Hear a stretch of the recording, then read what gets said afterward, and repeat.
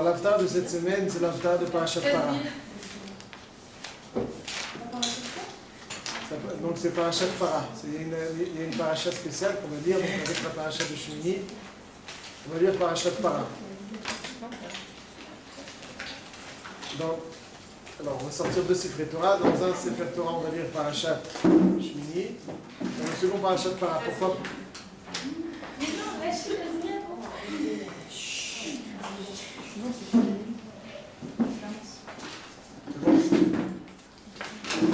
Pourquoi Parashat Para? Qu'est-ce qu'elle a de singulier Parashat Para?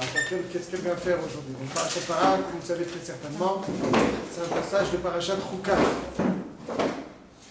qui décrit donc la purification, le processus de purification pour quelqu'un qui serait devenu impur par l'intermédiaire d'un homme mort. Lorsqu'un homme mort rend impur quelqu'un, il ne suffit pas pour cet homme qui a contracté cette impureté d'aller se tremper au mikvé, mais il doit être l'objet d'un processus de purification de la vache rousse. Quand quelqu'un contracte une impureté à partir d'un animal mort, alors il lui suffit d'aller au mikvé, il est pur. Le processus de purification se résume au mikvé. Mais lorsqu'il... C'est quoi la différence? Quand un homme contracte une impureté par un animal, non, il suffit pour lui d'aller au mikvé, ça le rend pur. Lorsqu'il contracte une impureté par un homme mort, alors il ne lui suffit plus de se purifier donc par un mikvé, mais il doit aussi le processus de purification de la vache rousse. La vache rousse, on prend donc cette vache rousse, on la brûle à un endroit, ensuite on mélange la cendre dans de l'eau de source et avec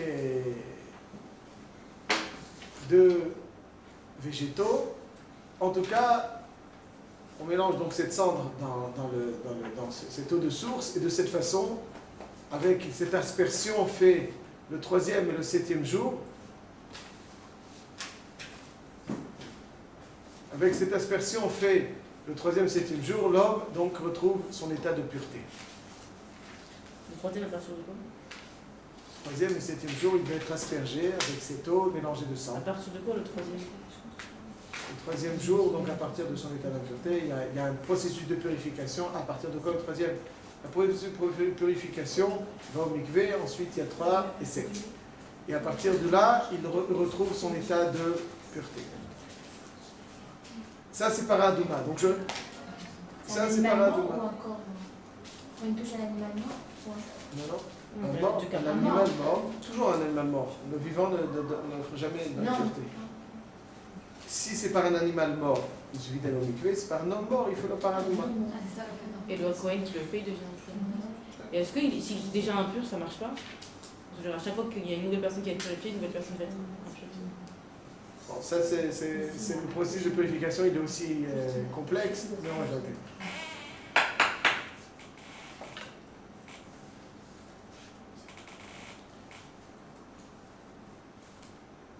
Pourquoi est-ce qu'on lit donc cette paracha à proximité de Pessah?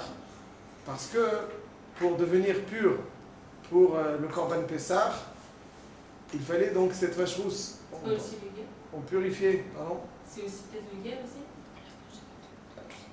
Je explique selon le Pshat. Et comme vous le savez très certainement, celui qui ne fait pas le Korban Pessah, il est Chayav Karet. Le Korban Pessah, c'est une connexion. C'est un brit. Karet, celui qui ne se connecte pas, il est donc retranché, déconnecté. Celui qui ne fait pas le Korban Pessah, il ne fait pas? Quand on est un cas de force majeure. Le Karet qui néglige le Korban Pessah, il est Chayav Karet. Ceci étant, donc exactement au même titre que quelqu'un qui ne fait pas la Brit Mila. Il est Chayav Karet. Quelqu'un qui ne fait pas le Korban Pessah aussi, il est Chayav Karet.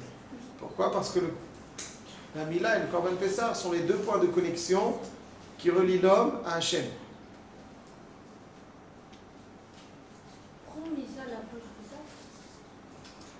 Parce qu'on est obligé de faire le Korban Pessah. Et pour faire le Korban Pessah, il faut être dans un état de pureté. Et comme il faut être dans un état de pureté, donc il est obligé de se rendre pur pour le Korban Pessah. Donc en perspective du Korban Pessah, on se purifie et... Je dis parce que c'est quoi un tâche? j'ai pas compris. Vous avez dit pourquoi? C'est Voilà, j'explique un petit peu mieux. Il y a seulement 2 mitzvot assez que si on ne les fait pas, il y a un chiyuv karet. Normalement, pour être chiyuv karet, il faut enfreindre une mitzvah lota assez. Par exemple, quelqu'un qui mange des graisses interdites, qui mange du sang, etc. C'est ça donc qui le rend chiyuv karet. Mais ne pas faire, quelqu'un qui ne met pas les tefilines, quelqu'un qui ne fait pas le kiddush, quelqu'un qui ne met pas la mezouza, il n'est jamais chiyuv karet. Ça issou, bitul mitzvot assez.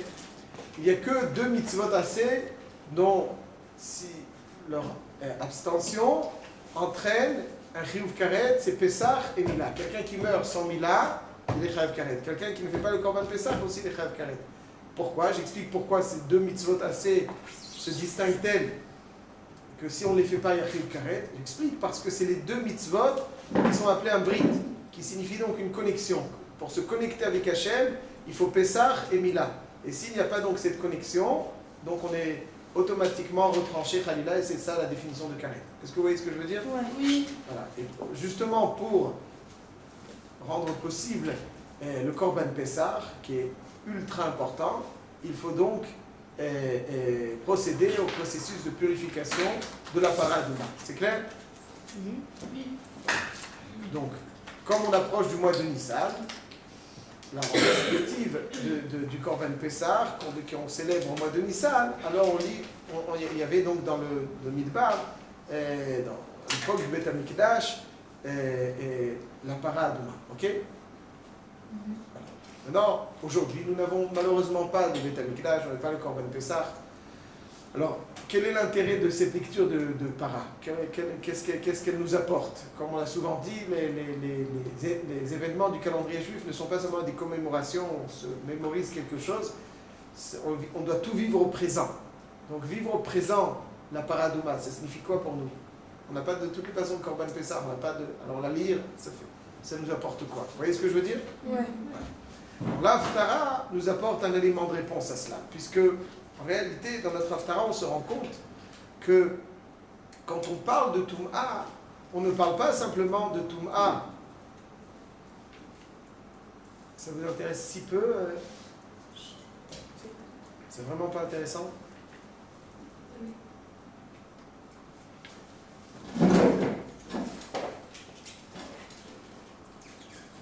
La Haftara ne parle pas de la Tum'a halachique contractée par un mort. La Haftara parle de la Tum'a contractée par les Averot.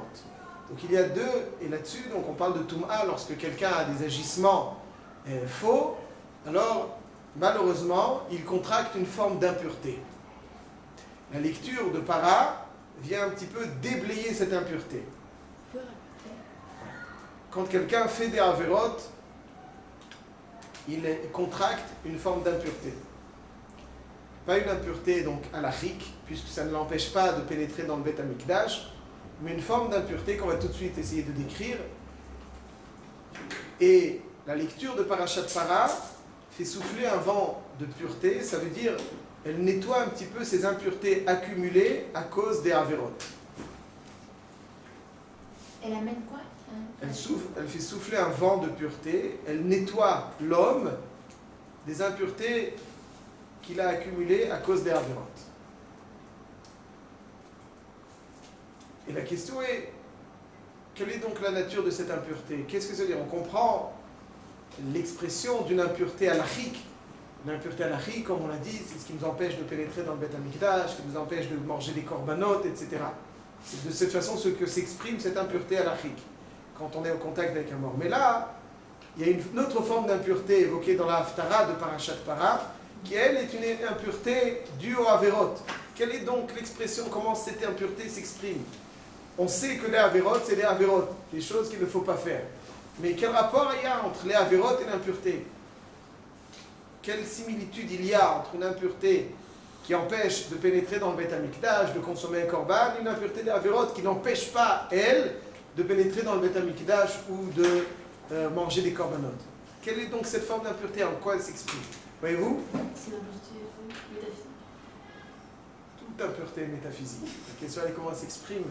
Quelle est donc l'expression de métaphysique de cette impureté? C'est la Neshama. Est-ce que la question est claire? Je vous écoute tout de suite dans les réponses. Est-ce que les questions est claires? Oui. Voilà.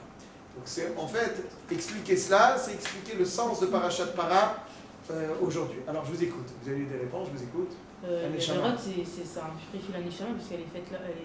Ça s'exprime dans quoi? Quel inconvénient d'être impur? On sait qu'une impureté halachique, comme je l'ai dit, dans son inconvénient, C'est spirituel. Bah après, on est pas. tout est spirituel. Non, mais il y a quelque chose qui peut t'empêcher de faire une mitzvah. Enfin, on s'entraîne de faire C'est la vraiment loi, impur.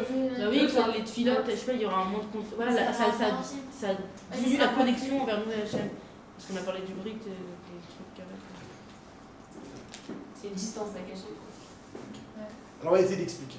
Très bien, vos réponses sont très intéressantes. On va essayer d'approfondir. Alors quand on va chercher qu'est-ce que ça veut dire une situation de Tum'a. Donc contracter une Tum'a, non pas halachique, mais une Tum'a qui doit s'exprimer, qui pénalise une personne à travers des avérotes. Quelle est donc l'expression de cette Tum'a? En quoi l'avérote qui font accumuler une Tum'a dans la personne pénalise la personne? Comment elle pénalise? On va expliquer. Vous avez raison. Alors, quand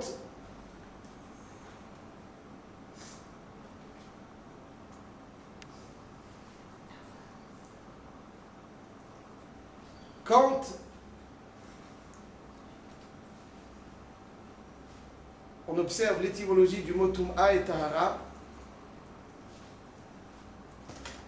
on comprendra un petit peu l'expression de cette Tum'a. Voyons un petit peu l'étymologie du mot Tum'a et Tahara. Quand on observe l'étymologie du mot Tum'a signifie Impureté. pas simplement, vous avez raison, c'est la traduction première, mais Tum'a signifie obstruction, quelque chose qui est imperméable, qui obstrue. Qu'est-ce que ça veut dire obstruer? Obstruer, ça veut dire on empêche une lumière de pénétrer, on empêche quelque chose d'entrer. Quelque chose qui fait obstruction, ça veut dire quelque chose qui fait écran entre deux éléments. Vous voyez ce que je veux dire? Oui. Ça, c'est obstruction. Ça, c'est la définition du mot Tum'a. Tum'a, c'est du mot atum. Atum, ça veut dire imperméable. Atum, ça veut dire fermé de façon imperméable. Bouché de façon imperméable. Atum, c'est tout la même racine. Par contre, je reviens tout de suite à cela, le mot tahor signifie rayonnement, clarté. C'est ça donc la signification du mot tahor. Donc le mot tahor signifie rayonnement, clarté, et le mot tamé signifie quelque chose qui obstrue. Une obstruction. Concrètement, ça veut dire quoi? C'est-à-dire l'idée suivante. Il faut savoir qu'en réel, donnez peut-être l'expression, ensuite on va voir quelle est l'origine. Vous savez, des fois, il y a des jeunes de 18, 19 ans, pas ici. Il y a des jeunes de 18, 19 ans dont on lit sur le visage une lassitude, une tristesse, un manque de dynamisme, un manque de fraîcheur. Ils sont fatigués. Et je dis, si à 18 ans ils sont fatigués, alors à quel âge ils seront en forme? C'est bizarre. Non, le pic de la vie, donc, du dynamisme, de la force physique, c'est cet âge-là, 25 ans. Et il y en a qui sont crevés, tout le temps crevés. On voit sur leur visage une tristesse. Alors qu'il y en a qui, à 90 ans, ils sont pleins de fraîcheur. À 90 ans, ils sont pleins de fraîcheur. On les voit avec plein de projets, aucune lassitude, un dynamisme sans pareil. Donc, on voit qu'en fait, les projets, le punch, l'énergie ne dépendent pas de l'âge. Il y en a à 18 ans, physiquement, ils sont sublimes, mais c'est l'âme qui est fatiguée. L'âme qui est recroquevillée, l'âme qui est... J'ai peur de dire le mot fané, abîmé, sans vitalité. Il n'y a rien de plus triste, hein, je vous dis franchement, j'ai du mal à le dire. Alors qu'à cet âge-là, on doit vouloir conquérir le monde. On doit vouloir tout manger. Et non. Il y en a qui sont fatigués, lassés. Regarde l'heure. Tu as envie de tout savoir, tout faire, tout manger, tout conquérir. Il y en a qui, à 90 ans, et donc ils sont en pleine forme. Ça veut dire que le corps, des fois, il les limite même. Le corps les limite. Donc c'est l'âme. Donc c'est pas une question, la force, l'envie de conquête, la soif de conquête, les projets, les aspirations ne dépendent pas des forces physiques. Ils dépendent des forces de l'âme. Une âme rayonnante, une âme joyeuse, une âme pleine de vitalité. Il y a des âmes fanées. Il n'y a rien de plus triste. Moi en tout cas, il y en a qui sont toujours passionnés, qui vibrent. On voit une vitalité dans l'âme, ils sont pétillants. Et il y en a qui ont comme ça le dos courbé. À 18 ans, le dos courbé, comment c'est possible? Si à 18 ans, tu es crevé, que tu n'as rien envie de faire, quand est-ce que tu as envie de faire dans la vie? Effectivement, il y en a qui à 90 ans ont soif, encore plus soif que certains qui ont 18 ans. Et le corps physique, donc le physique, les limite. C'est-à-dire quoi? C'est-à-dire que la vraie force de l'homme, c'est son âme. C'est de notre génération. Spécialement de notre génération. Peut-être. Ok, je ne viens pas. Vous avez Non, peut-être raison. Peut-être. Peut-être. En tout cas, c'est un constat. Là, vous décrivez, moi je pense que l'origine dépasse la technologie. L'origine, quelle est donc l'origine? Ça, c'est l'expression. Alors, je vais vous dire, la Toum'a, l'une des expressions de la Toum'a, c'est la tristesse. Il y a des gens qui sont tristes. Pourquoi ils sont tristes? Est-ce qu'ils ont faim? Non. Est-ce qu'ils n'ont pas dormi la nuit? Non. Pourquoi ils sont tristes? Ils se bat les nerfs. Hein? Parce que là, il Stam. manque. Voilà, le stam. Il me fait peur, le stam. Ça veut dire quoi? Qu'est-ce qui vous manque? Qu'est-ce qui manque à certains? Donc, voilà. Donc ça, c'est-à-dire... C'est quelque chose dans les sentiments. Oui, c'est un sentiment. Vous décrivez... Moi, je vais savoir un petit peu l'origine. Alors, je vais vous dire, à tel point peut-être que je rajoute un petit peu pour mieux expliquer cela. Ils sont tristes, ils cherchent à se réconforter avec certaines distractions. Ils cherchent à se réconforter avec certaines distractions, mais en fait, plus ils vont se distraire, plus... L'un des éléments, 90% des fois, c'est la Toum'a. Quelqu'un qui côtoie la Toum'a fait écran, fait obstruction. Ça veut dire, j'explique un petit peu mieux. La Neshama de l'homme est une connexion, est un lien, une conduite qui fait parvenir de l'énergie à l'homme. Un rayonnement d'énergie à l'homme. Lorsque l'homme est correctement connecté à sa Neshama, donc il n'y a pas d'obstruction dans ce lien, alors sa Neshama l'alimente. La Neshama, ce n'est pas simplement une âme qui est à l'intérieur, la Neshama c'est un lien qui relie l'homme à l'au-delà. Lorsqu'un homme fait des avérotes, malheureusement, il y a quelque chose qui fait obstruction entre lui et sa Neshama. Tout le monde fait des avérotes. Pardon? Tout le monde fait des avérotes. Il y a des avérotes de Toum'a. Il y a aussi de la Tahara. Ouais, c'est-à-dire des fois, quelqu'un... Tout dépend, vous savez, quand un tuyau est bouché, il peut être un peu bouché, ça passe. S'il est bien bouché, ça passe pas. Des fois, il y a des gens qui rigolent tout le temps, il y a d'autres gens qui ne rigolent pas du tout. Alors, je veux dire, je parle pas de ceux qui rigolent, c'est pas du tout. Moi, des fois, ceux qui rigolent sont tristes. Rigoler et rayonner, c'est deux choses. Vous savez, vous voyez les visages, des fois, vous avez des visages comme ça. Vous voyez des visages, même s'ils rigolent pas, ils sont très sérieux, ils écoutent le cours comme il faut, mais il y a quelque chose qui se lit sur le visage. C'est pas ni rigoler. Des fois, je connais des gens qui font rire, qui sont très tristes. Ça n'a rien à voir. Je ne parle pas de rigoler, je ne parle pas de quelqu'un qui ne rigole pas. C'est pas ça qui va décrire l'état de forme d'une personne. Vous verrez sur les visages. Vous avez besoin, vous voyez pas de quoi je parle? Ça dépend, il y a des gens, on ne peut pas savoir. On peut savoir. Des fois, on peut savoir. Des fois, on peut savoir. On peut pas savoir. Des fois, on peut savoir. Moi, dans certaines classes, ici, non. Mais dans certaines classes, dans certains endroits, je le vois tout de suite. Alors, je poursuis. Vous le voyez aussi? Oui. Très bien. Donc, je poursuis notre thème. Je dis que la Toum'a, quelqu'un qui ne vit pas une vie pure, il vit une vie de Toum'a, il mange des choses qui ne sont pas très cachères. Il mange. Deux secondes. C'est pas simplement manger, c'est l'un des éléments. Manger non cachère aussi, c'est de la touma. Pardon? Posséder certaines choses, avoir des magazines bizarres, par exemple, aussi c'est de la touma. Non, mais je parle des gens qui n'ont pas des magazines cachères et pas de trucs, ils font tout bien, mais quand même ils n'ont pas. Il y a des choses, vous ne savez pas ce qui se passe avec lui, c'est Kachem qui sait. C'est Kachem qui sait. En tout cas, l'un des éléments de la touma peut être un des éléments qui va boucher. C'est la traduction du mot touma. C'est pas des drachot, c'est la traduction du mot touma. Le mot touma fait obstruction. Quelqu'un qui vit une vie de touma, alors il n'est pas alimenté. La touma rend triste. La tahara, celui qui veille à sa pureté, la tahara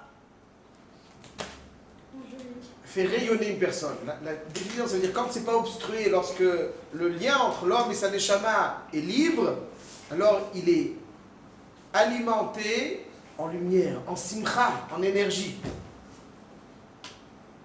L'expression de la connexion d'un homme à travers sa neshama, c'est sa simcha, ce rayonnement, ce dynamisme, cette rayut, cette vitalité. Alors que l'expression d'une obstruction, d'une touma, c'est finalement ce manque de vitalité, ce manque de rayonnement, ce manque de vie, de volonté, de dynamisme.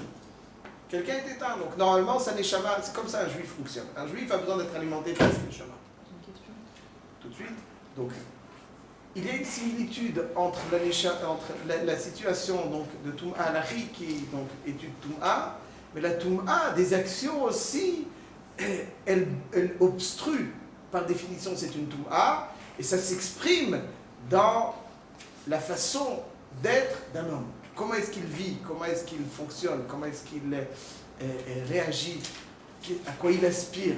Tout ça c'est la Touma. Il faut savoir que bien souvent, quelqu'un qui est très triste, c'est quelqu'un qui ne veille pas à sa pureté. Quand on ne veille pas à sa pureté, il y a des obstructions qui s'accumulent. Et là, nous voilà donc comment ça s'exprime dans sa façon d'être.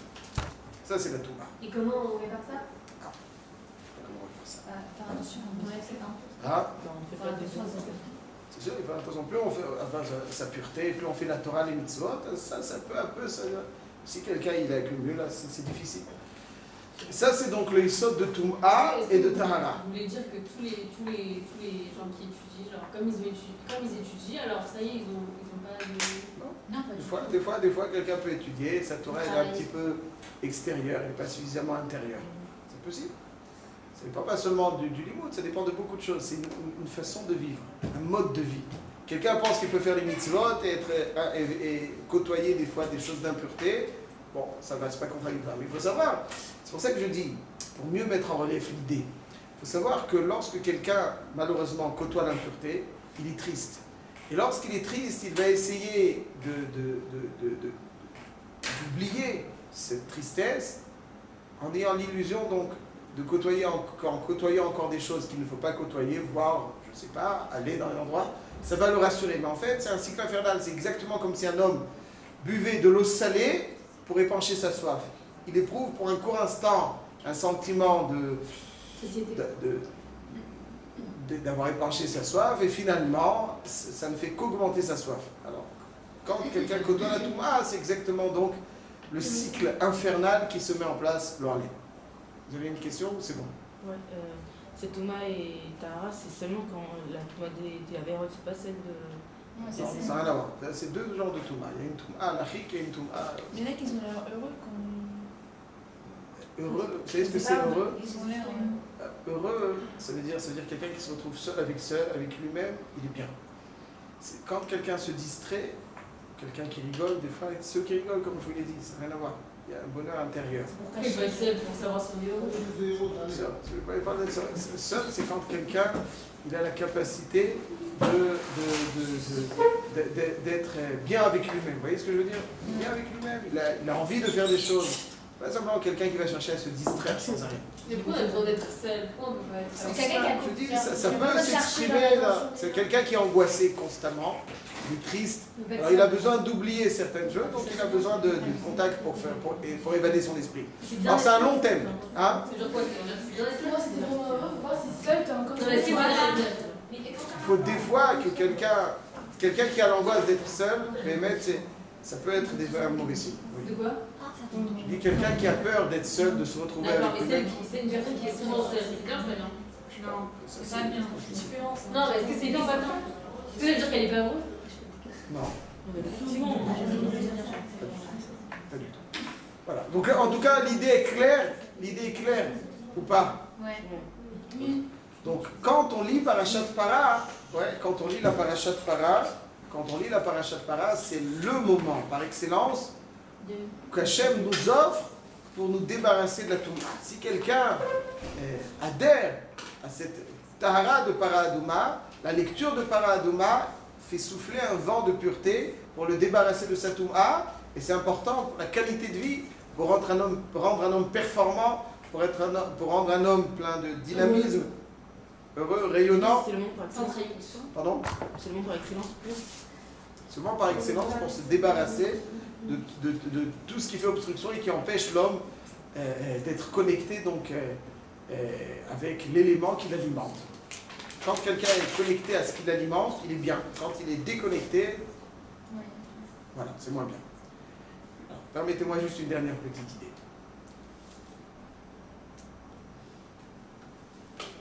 L'élément de purification de la para Douma se fait donc avec l'eau de source. L'eau, c'est toujours l'eau de source, surtout, c'est ce qui qualifie donc Ma'im Chaim, c'est de l'eau vivante. De l'eau qui est, je veux dire quoi, l'eau vivante? L'eau qui... La boucha? L'eau de vie, c'est pas de l'eau vivante. Ouais. L'eau vivante, c'est... C'est bien de la c'est une eau qui est en mouvement. Ouais, une eau qui est en mouvement, c'est une eau vivante. Et donc cette eau vivante, quand on la, donc le Kohen, c'est-à-dire qu'elle contient cette vitalité, parce qu'elle est le support de cette vitalité. L'eau, c'est quelque chose qui alimente. L'eau, toujours, c'est le chesed, ce qui fait pousser, ce qui donne la vie. Surtout Ma'im Chaim, une eau pleine de vitalité. C'est ça qui donc contient la Kedusha, donc l'évocation matérielle, physique. Ma'im Chaim, c'est de l'eau de source qui bouge, pas de l'eau qui stagne. Donc, elle contient, elle s'imprègne de la Kedusha qui va, donc, sa fonction physique, son évocation physique, lui permet d'être un récipient pour accueillir une Kedusha qui est là pour réoffrir cette vitalité. Ça, c'est donc l'eau qui rend. De même, le shor, la para Douma, donc cette famille donc, du shor, a quelque chose d'important, c'est qu'il y a, même quand quelqu'un a de la vitalité, il a envie de faire, s'il doute de ses capacités à réaliser certaines choses, il ne pourra pas faire. S'il doute de ses capacités à réaliser certaines choses, il ne pourra rien faire. Le chat, il est comme ça? Le shor, il a une fierté. Oui. Le shor, il a une fierté. Donc un homme doit savoir avoir cette fierté, ça veut dire avoir confiance en lui, être fier de ce qu'il est. Il ne doit pas douter, il ne doit pas... Confiance en lui, confiance en Hachem, confiance en lui aussi, en ses capacités. Ça, c'est avoir confiance. Et de cette façon, quand il a confiance, donc il devient un homme performant. Donc pour être performant, il faut deux choses, peut-être même trois. La première, c'est avoir de la vitalité. La deuxième, c'est avoir confiance en soi. La troisième, c'est aussi être nichna, parce que quelqu'un qui a trop confiance en soi, il risque de dévorer tout. Il faut avoir aussi une certaine soumission à Hachem. La achna, soumission. Le shor aussi, là, et cette fierté, et cette achna, puisque Yada, shor, koneu, vachamor, evus, be'alam, le shor, c'est connaissable. Ça, c'est les trois. Donc voilà, cette parashat para nous inculque les trois valeurs indispensables à une vie bien vécue. Tout simplement, la vitalité, le rayonnement, le dynamisme qui doit nous caractériser d'une part, et d'autre part, cette conviction que l'on peut faire de grandes choses tout en étant soumis, donc en ne s'oubliant pas, en étant soumis donc à une force suprême qui est Akadosh Baruch Hu. Ça, c'est les trois, et c'est pour ça que Le Efer Para mélangé avec l'eau, ce sont donc les ingrédients qui vont débarrasser l'homme d'une forme de manque de vitalité et lui réoffrir tout cela pour finalement redevenir performant en perspective du mois de Nissan, qui est un nouveau cycle, un nouveau début.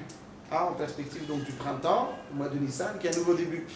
On nettoie pour recommencer encore avec plus de fraîcheur. Voilà ce qu'on peut retenir de cette paracha.